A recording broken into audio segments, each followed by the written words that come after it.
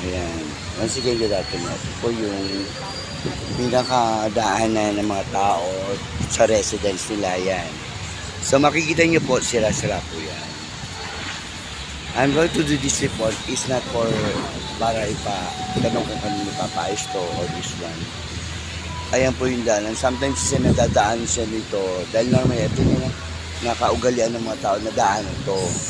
So minsan talagang parang bibigay na nakulawang yung mga yung mga po tawag, yung mga bakal na yan. So ang gusto lang ng residents, pinapa-request po sana maayos naman po, hindi po kayo ng barangay, sana po kahit sa city hall ordinance na lang daw po ang mapaayos ito. Yan po yung update report for this day, August 26, 2023, Saturday po. Sana po matulungan daw po sila na mapaayos ko kung sino na po ang pwede mapaayos. Maraming salamat po.